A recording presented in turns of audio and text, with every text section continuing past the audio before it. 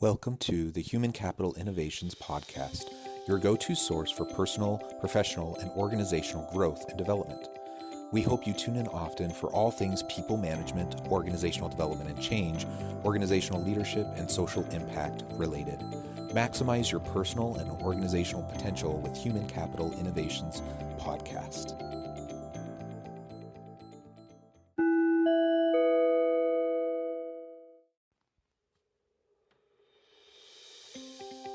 Welcome to the Human Capital Innovations Podcast. In this HCI podcast episode, I talk with Jeff Harry about how to navigate uncertainty through play.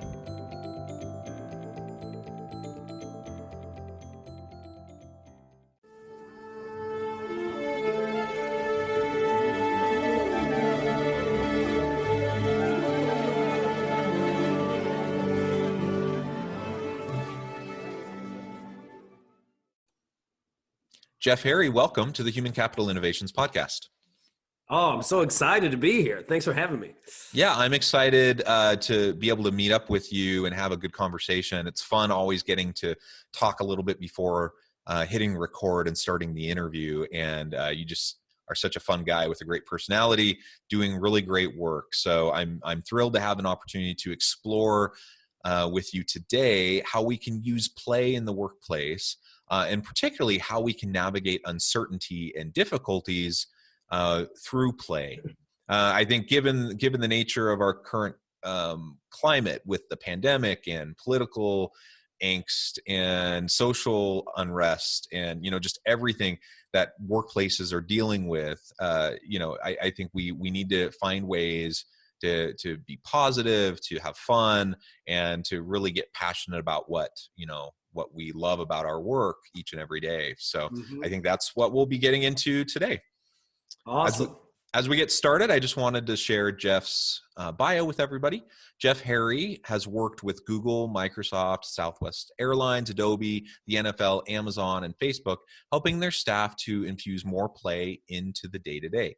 Jeff is an international speaker who has presented at conferences such as Inbound, SXSW, and Australia's PauseFest, showing audiences how major issues in the workplace can be solved using play. Jeff was selected by Engagedly as one of the top 100 HR influencers of 2020, and his organizational development work around addressing toxicity in the workplace.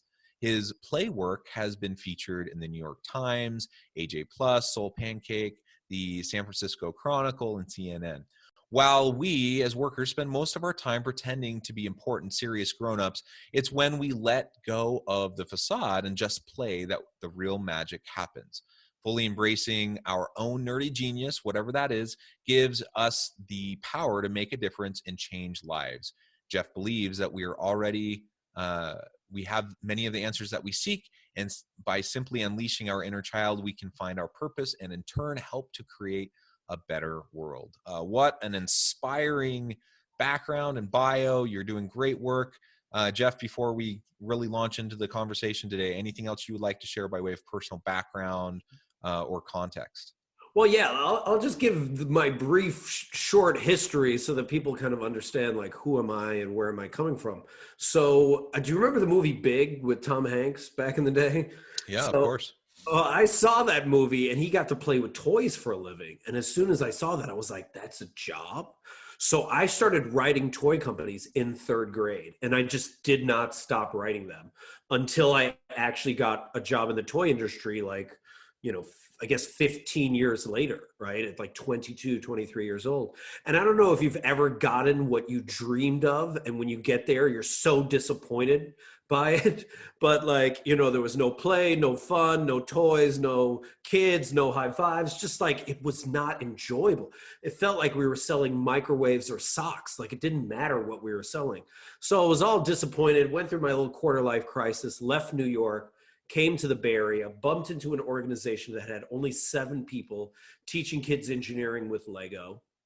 But they were just playing for a living. And then I helped their organization grow over the next 15 years. And we took it from 7 people to 400 people. We made it the largest Lego STEM education company in the country but we did it all by just playing and making it up as we went along. Like, we had no idea what we were doing. We had no business plan. We picked cities because they were fun. We hired people because they were fun. We failed miserably and just bounced back each and every time. But because we got so big, Silicon Valley started to pay attention to us and was like, hey, do you do team building events? And we're like, yeah, of course we do. Even though we didn't, we just said yes to everything, you know? And then like the Facebooks, the Googles, the Adobes, we started running team building events with them over the next 5 to 7 years. And we found that even though these are like, you know, multi-billion-dollar organizations that claim to be innovative, disruptive, agile, and willing to take risks, the environments that I was in were not playful environments for you to do that. So I created Rediscover Your Play as a way of combining positive psychology and play to address the bigger issues that they weren't dealing with, like toxic people at work, like office politics, like dealing with your inner critic, like getting your staff into flow. Because I felt like if you're not going to do that work, you're not going to be able to let people play at work. Yeah, well, man, I love that. And I think about the toy companies and what a lost opportunity, right? Such a Uh, loss. I mean, they have so much built-in like meaning and purpose behind what they're all about, providing joy to children. And I think about the movie Big, you know, and when Tom Hanks goes into that Boardroom. into that boardroom, right? And Yeah, it's just it's classic, and it seems exactly like what you're describing. So right. I feel for you that was your experience, but I'm so happy that you were able to find something that actually really fit with your passions. And I will also say about the Lego STEM work that your organization does. I don't know if it's your organization that has come into the schools where my kids go, but my kids love the robotics STEM work with Legos that they've done. So whether it's you or someone, a competitor, I don't know, but it's been fantastic for them. That's awesome. That's awesome to hear. I love that. Yeah. Well, great. And you did a good job of really articulating, you know, briefly and succinctly what some of those benefits of play can be. Mhm. I mean, really, there are so many unhealthy types of environments and contexts that we find ourselves in the workplace for a whole wide variety of reasons. And oftentimes just getting back to our passions, getting back to our creativity and our flow. These are elements of play that can be the answer Yeah. to a lot of what ails us, right? Well, what's so interesting is, you know, Stephen Johnson says this in one of his books, you know, the future is where the fun is, right? So look at the organizations that are adapting the best right now. The TikToks, the Hulus, the Disney Pluses, the Netflix, you know, place like wherever anyone is showing up because they're having so much fun there, that's where the future is. I was just watching a documentary on Amazon back in like 1998 when he was starting stuff. Tech heads from all over Silicon Valley wanted to be in that office, even though no one was getting paid at the time. They were just trying to figure things out because that was the place where they were solving the most interesting issues, right? You can even look at it to the Wright brothers and how they were having fun as they were pursuing, you know, their pursuit of creating a flying, you know, apparatus. Meanwhile, there was a competitor that was being funded by, I think, Chrysler and General Yeah, Ford yeah. that had the best scientists on it that were failing. How could these bike mechanics do better than this company with all their money? Because they were having fun. So there's something about that, right? And then to actually, like, you know, I tell team leaders this all the time of, you know, especially in this virtual environment where a lot of your staff are thinking like, do I want to stay at my job? I don't know if I want to stay at my job. So how do you communicate that you care about them? Ask them, what is the work they love to do most? What's the work where they forget about time? What percentage of time do they do that work per day?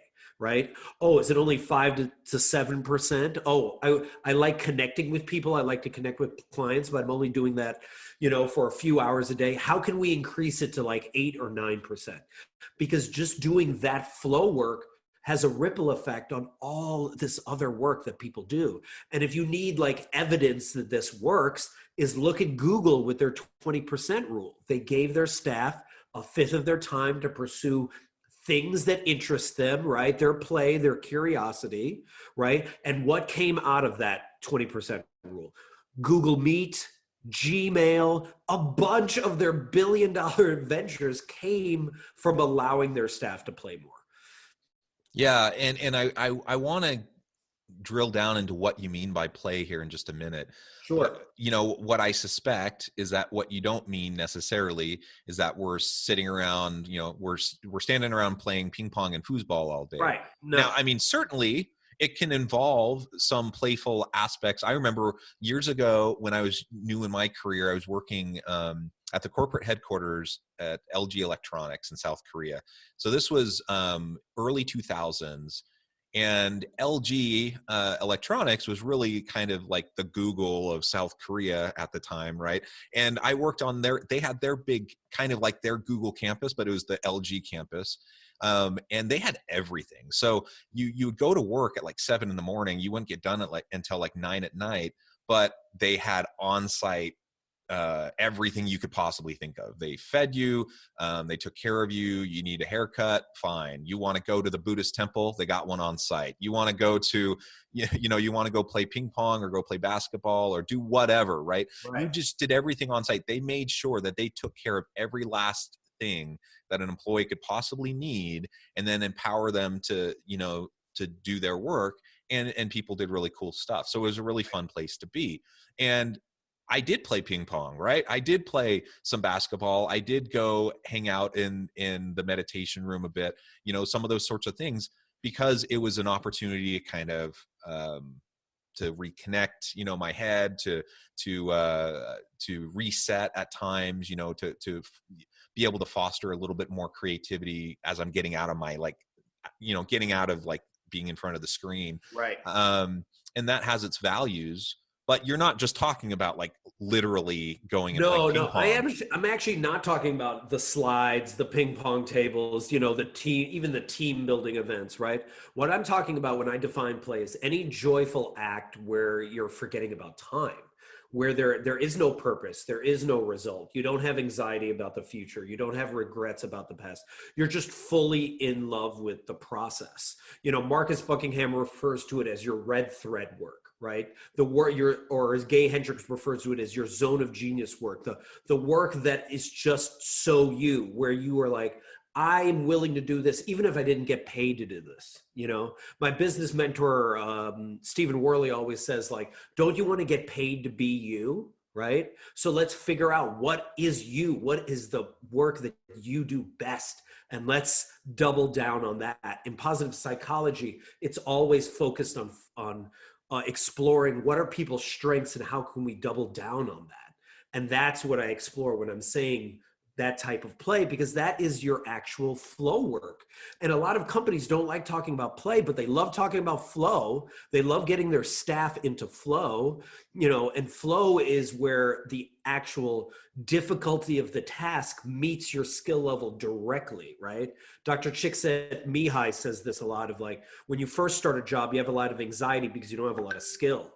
But then as you get a lot of experience, after a while, the job isn't that hard, but you still have a lot of skills. So you get bored, but between anxiety and boredom is that flow channel. And if you can figure out how to help your staff just be around that more and more by doing what they love most, you can get the best out of them and they will want to stay at your company.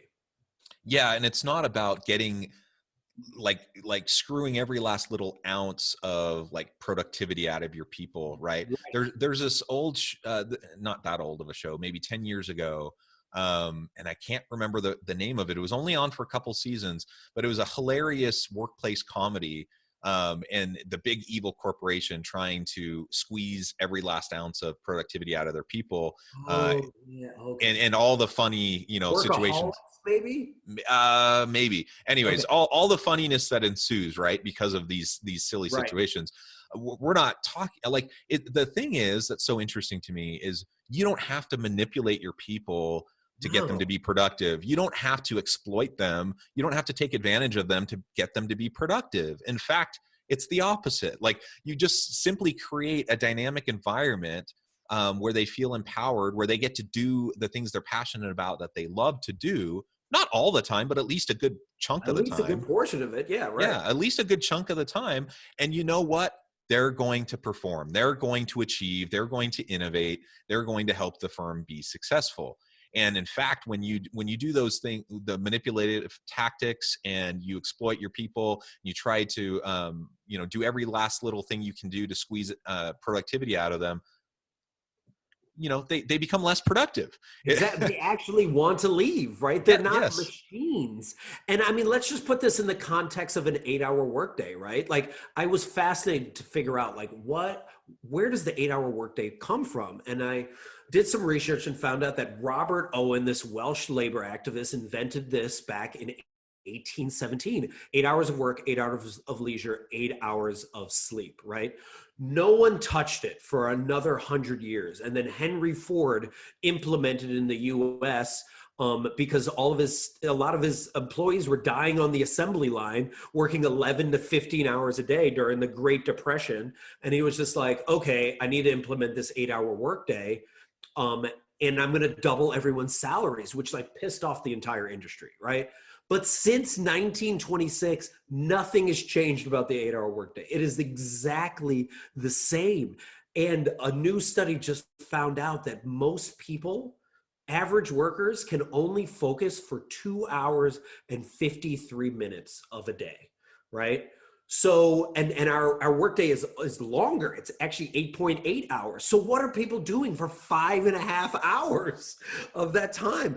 Bad meetings, really stupid meetings on social media, getting coffee, just like looking for other jobs. Like, you can only get so much out of your staff anyway. So if you knew that you could only get 3 to 5 hours out of them, what would you do in order to get the most out of them while also helping them to do the work that they are meant to do? Yeah, yeah. And the stupid meetings, that's one of my biggest pet peeves. The amount of time wasted in organizations in pointless, unproductive meetings it is so aggravating, and nobody likes them. Yeah, Nobody does. but we keep doing them. And it seems like, even like amidst COVID and more people working remotely, I don't know about you, but I've seen like this proliferation of online meetings. Like, we're Yep. meeting way more than we were before, Yep. because everyone just thinks, it's easy, let's just jump on a Zoom call. And all of a sudden you find yourself in like 6+ hours of Zoom meetings a day, and Exactly. it's nonsense. And so, It's nonsense. And also, why are they an hour? Just because some calendar thing set up back in like early 2000 or whatever made it an hour? Like, they can be 22 minutes, they can be 12 minutes. Like, what are we doing wasting people's time?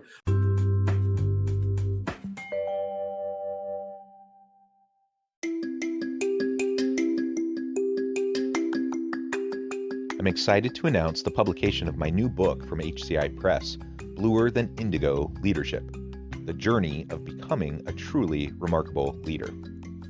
Early in my adult life, I learned about an Asian proverb that translates as bluer than indigo.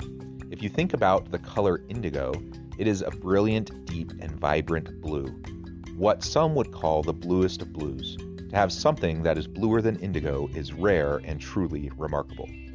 Contrary to popular myth, there is no one-size-fits-all or cookie-cutter approach to effective leadership. There's no silver bullet, no secret sauce, no go-to model that will solve all of our problems. The truth is, great leaders have all had their unique strengths and flaws, and have all had to discover and then pave their own distinctive path in their life's journey to fulfill their leadership potential. Bluer Than Indigo Leadership will help you discover your own path and explore those ordinary, everyday actions that will help you respond to an uncertain future and produce extraordinary results for individuals, teams, and organizations.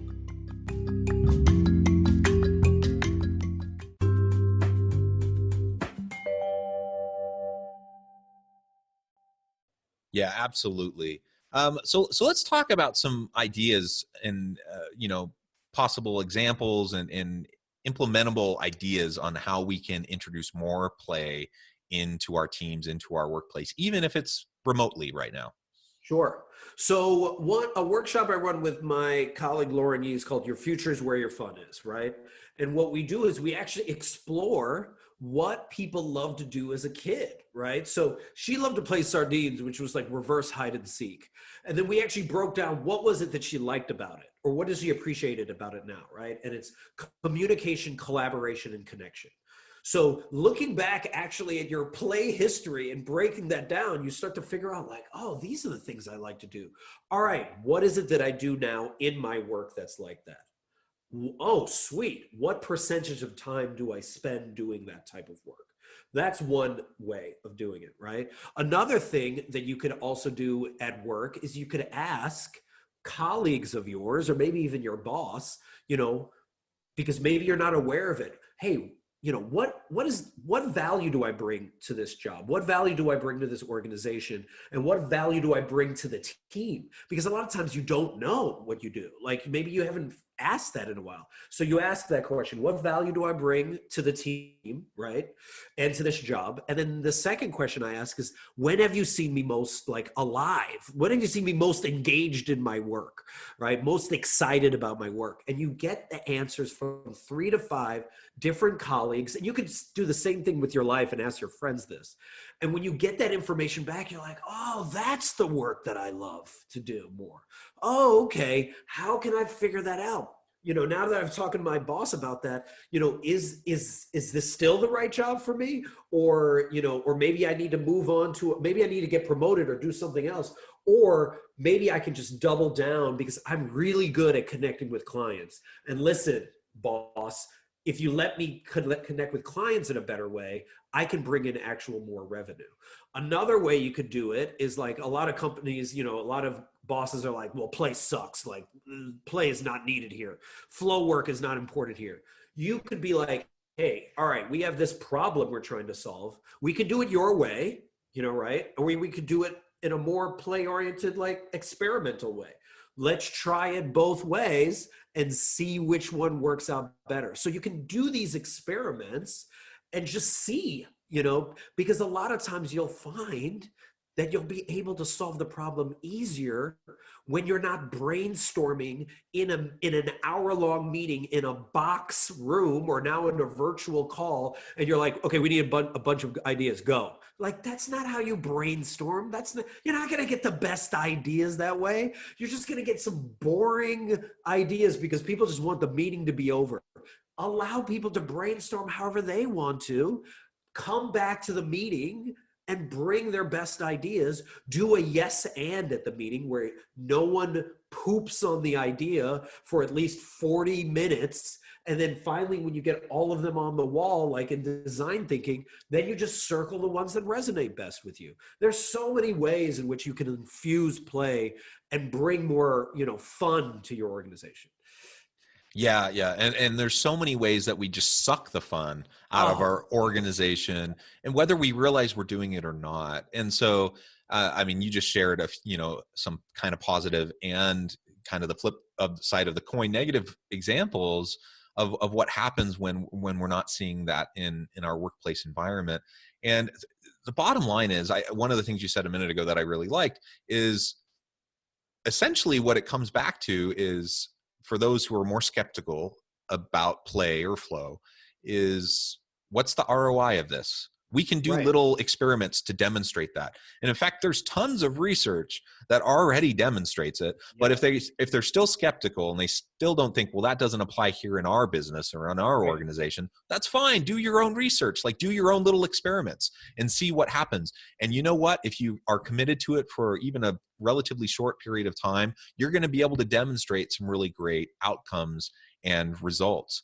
And I don't know about you, but I know for me personally, as I think about all of this, and you were thinking about creativity and brainstorming, like when I have my best ideas, when I have my greatest times of creativity, innovation, when I find myself in those flow environments and kind of processes, it's like you said, it's not when I'm sitting in the super boring meeting. Right. And a lot of times it might even be when people looking at me and observing me might think, what's he doing? Like, Right. why isn't he working? Right. And I'm like, Right. I am working. I'm actually being very thoughtful right now, and I'm having really great ideas. So back off. Yeah, I mean, think about it. Some of our best ideas happen at happy hours. They happen at like random lunches. They happen on when we could golf or whatever. When you're actually doing other things. So I mean, the flip side of not playing, right, is you're gonna be one of those organizations at a meeting that's talking about how, hey, you know what? I just heard about this organization, this company that is mailing DVDs to people. Isn't that stupid? And then afterwards, they're talking about, bringing video online, instead of having these stores like we have. They're dumb, right? That was Blockbuster. They're gone now. So if you're not willing to adapt and be resilient and actually play and pursue a future where fun is, you are going to be the next Blockbuster, and you will not be able to thrive in this new normal environment. Yeah, and you can't keep the best people. It's just the bottom line. Uh, the types of employees that want to stay in a boring, stodgy environment aren't the types of people that are going to help you maintain your competitive advantage and like bring value to the marketplace. I completely agree. And I tell leaders all the time, you should always be trying to organize yourself out of a job. You should be trying to build the next leader to take your job. And the reason why I say that is if you've done such a good job at building leaders, they're going to find a position for you because you're building it out. And think about it. If you could build someone that for the next 2 years, you're going to get so much out of them and they're super smart, and then they're eventually going to leave. Is that better to have that person and have someone that's been there for 5 years that's mailing it in every single day? Like, let's just like compare that and realize that we want to create an inclusive workplace where people can be themselves and do their best work. Absolutely. Well, Jeff, it has been a real pleasure talking with you today. The time has flown by because we're having fun, right? The time has flown by. But before we close today, I did want to give you a chance to share with listeners how they can connect with you, find out more about what you're up to, and just give us the last word.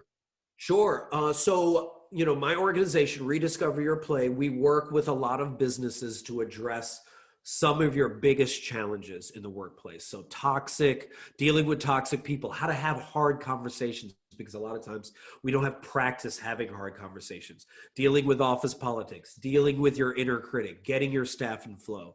So if that interests you or that interests your organization, simply go to rediscoveryourplay.com. Go to the consulting page where we have everything offered there, and simply click on the Let's Play button. We can hop on a call and figure out a way to make your staff more kick-ass so they can have an impact on this world. Excellent. Well, thank you again, Jeff. And I hope my listeners will reach out, get connected, find how you and your organization might be able to help them. And for everyone listening today, I hope you can continue to stay healthy and safe, that you can find meaning and purpose at work each and every day, and even play a little bit. And I hope you all have a great week.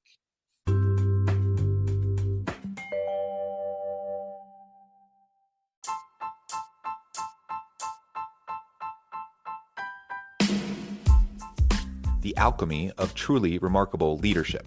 Ordinary, everyday actions that produce extraordinary results. Consider how the nature of work has shifted over the past 50 years. With increased globalization, rapid technological advancement, and the shift in economic composition, the average job of today looks very different than the average job of 50 years ago. What will the jobs and organizations of tomorrow look like? Moreover, what does this all mean for organizational leaders? What are the core competencies and capabilities of organizations and their leadership that are prepared for continued disruption and geopolitical and socioeconomic shifts? Regardless of what the future holds, increasingly, leaders need to be socially minded, data-driven, decisive, champions of talent, and disruptors of the traditional notions of leadership, teams, organizations, and work. The alchemy of truly remarkable leadership will help you to explore your own leadership competencies and capabilities and consider ways to apply and implement them into your workplace and personal life.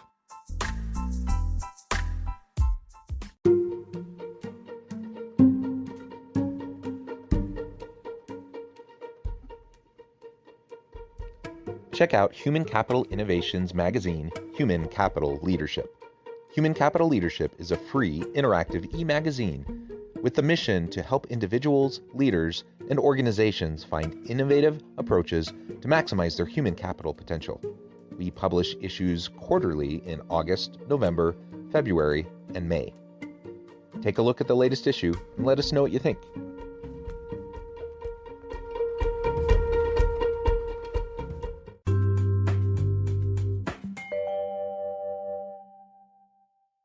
Thanks again for joining us for this episode of the Human Capital Innovations Podcast. I hope you stay healthy and safe and that you have a great week.